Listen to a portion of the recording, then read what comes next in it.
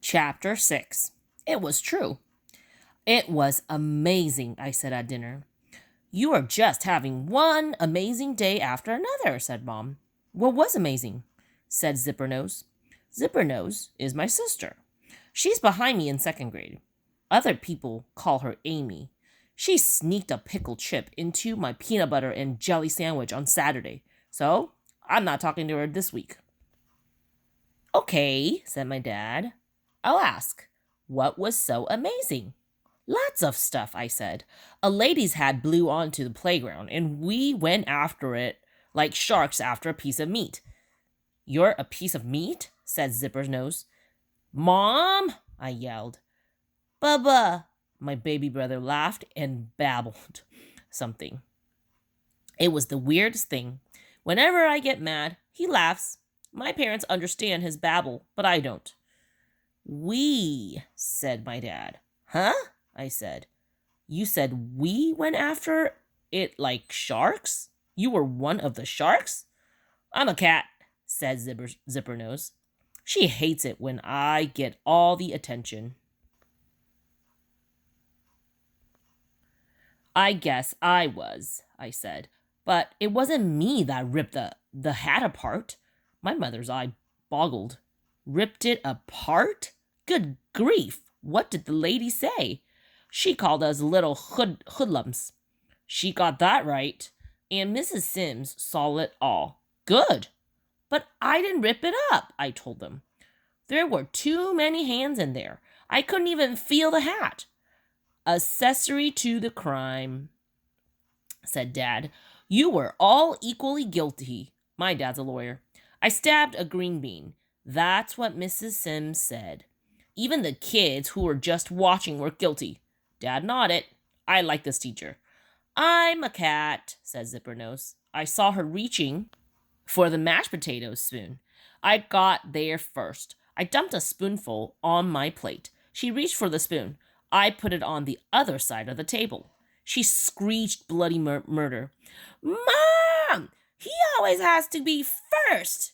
He saw me reaching for the spoon and he grabbed it. Give her the spoon, said Dad. Zippernose's hand was wagging in my face. I stuck the spoon in the mashed potatoes. She went on whining. He just did it to make me mad. He doesn't even like mashed potatoes. I ignored her. Mrs. Sims was really mad, I said. She told us we were disgraceful. She said maybe nobody will get a halo this year. And you know what she said to Joey Peterson? The new kid who's not afraid of anybody, said Mom. Yeah, him. He laughed when she called us sharks. And know what she said? What? Said Zippernose. I didn't answer. What? Said Dad. She said, button it, Peterson. Dad grinned. I like this teacher. As I said before, I do a lot of talking in the tub to my mom. As for thinking, I do that in bed. And that's what I was doing, thinking about dinner and hearing Zippernose's word over and over. He always has to be first. It really bugged me because it's bad enough I had to hear her voice all day long in the house. But now I was hearing it in my own dark and private bed with the door shut and the lights out. It was like she shrunk herself and crawled into my ear, and now she was holding a megaphone and shouting across my brain, he always has to be first. He always has to be first. There was another reason why it bugged me. She was right. I could never say it to anybody. I couldn't even say it to my mother from under the suds in the tub. In fact, until this night, I don't think I had ever said it to myself. But as soon as she said it at the dinner table, I knew it was true. And it was about everything, not just mashed potato spoons. When us kids have races, I almost always win. If I don't, I feel bad. I mean, really bad. When we do art or writing in school, I'm always the neatest. The other kids come to my desk to see my stuff. My lines are straight. My letters are perfect. Even in first grade, I never colored outside the lines. Last year, my teacher said, George, you may be the neatest student I've ever had. I almost never spell a word wrong. If I do, it bugs me for days.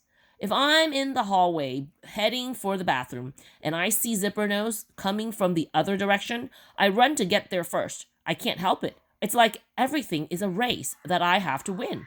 And now that's how I feel about getting an halo. I want to be first.